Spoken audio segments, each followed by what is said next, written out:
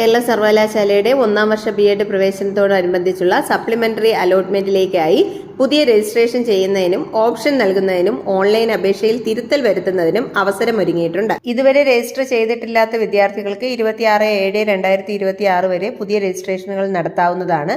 നിലവിൽ രജിസ്ട്രേഷൻ ഉള്ള എല്ലാവർക്കും പുതിയ ഓപ്ഷൻ ചേർക്കുന്നതിനോ അതുപോലെ മാർക്കുകൾ എൻ്റർ ചെയ്യുന്നതിനും കാറ്റഗറി മാറ്റുന്നതിനും ഒക്കെയുള്ള അവസരമുണ്ട്.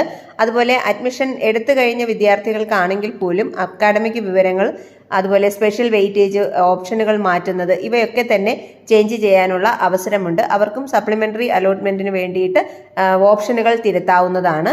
നേരത്തെ എന്തെങ്കിലും കാരണവശാൽ അഡ്മിഷൻ നഷ്ടപ്പെട്ടു പോയിട്ടുള്ളവർക്കും ഓപ്ഷനുകൾ തിരുത്തി നൽകുന്നതിനും അവസരമൊരുങ്ങിയിട്ടുണ്ട്.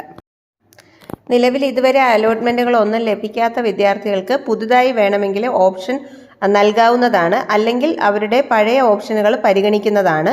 പുതിയതായി ഓപ്ഷൻ നൽകുന്ന വിദ്യാർത്ഥികളുടെ പ്രൊഫൈലിൽ നേരത്തെയുള്ള അലോട്ട്മെന്റുകളിൽ നൽകിയ ഓപ്ഷനുകൾ ക്യാൻസൽ ആകുന്നതാണ്. പുതുതായി നൽകിയ ഓപ്ഷനുകൾ മാത്രമേ തുടർന്ന് വരുന്ന സപ്ലിമെന്ററി അലോട്ട്മെന്റുകളിലേക്ക് പരിഗണിക്കുകയുള്ളൂ. നേരത്തെ നടന്ന അഡ്മിഷനോടനുബന്ധിച്ച് എന്തെങ്കിലും ഡിഫക്റ്റ് ഒക്കെ വരികയും അത് യൂണിവേഴ്സിറ്റിയിൽ അപേക്ഷ നൽകുകയൊക്കെ ചെയ്തിട്ടുള്ളവരാണെങ്കിൽ പോലും അത് തിരുത്തി നൽകാവുന്നതാണ്.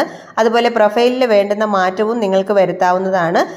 ഇനി ഈ പറയുന്ന മാറ്റങ്ങളൊക്കെ നടത്തിയവർ തന്നെ പുതിയ പ്രിന്റ് ഔട്ട് എടുത്ത് സൂക്ഷിക്കേണ്ടത് അത്യാവശ്യമാണ്. അടുത്ത സപ്ലിമെന്ററി അലോട്ട്മെന്റ് വരുന്ന ആവശ്യങ്ങളിലേക്കായിട്ട് മറ്റ് സർവകലാശാലകളിൽ നിന്ന് പഠിച്ചവരാണെങ്കിൽ ഇക്വലൻസി സർട്ടിഫിക്കറ്റ് സപ്ലിമെന്ററി അലോട്ട്മെന്റിന്റെ സമയത്ത് തന്നെ ഹാജരാക്കണമെന്നുള്ളത് നിർബന്ധമായിട്ടും പറഞ്ഞിട്ടുണ്ട്.